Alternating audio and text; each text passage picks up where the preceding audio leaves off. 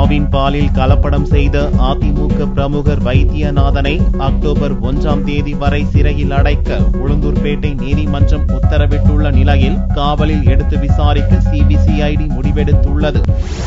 சென்னை அசோக் நகரைச் சேர்ந்தவர் வைத்தியநாதன். அதிமுக பிரமுகரான இவர் பல்வேறு மாவட்டங்களில் இருந்து டேங்கர் லாரி மூலம் ஆவின் நிறுவனத்திற்கு பால் கொண்டு வந்து ஒப்படைப்பதற்கான ஒப்பந்தத்தை பெற்றுள்ளார். இந்நிலையில் திண்டிவனம் கோவிந்தபுரம் அருகே டேங்கர் லாரியை நிறுத்தி பாலில் தண்ணீர் கலந்ததாக கடந்த ஆகஸ்ட் 20ஆம் தேதி சுரேஷ், சத்யராஜ் உள்ளிட்ட 8 பேரை போலீசார் கைது செய்தனர். இதனிடையே வழக்கு சிபிசிஐடி போலீசாருக்கு மாற்றப்பட்டது.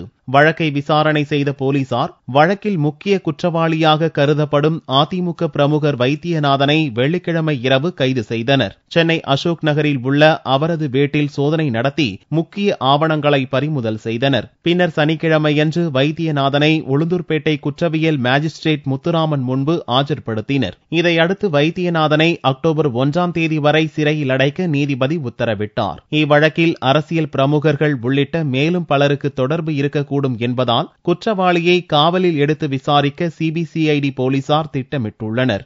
ஆவின் பாலில் தண்ணீர் கலப்படம் செய்தது தொடர்பாக இதுவரை 3 அதிகாரிகள் இடைநீக்கம் செய்யப்பட்டுள்ளனர் என்பது குறிப்பிடத்தக்கது.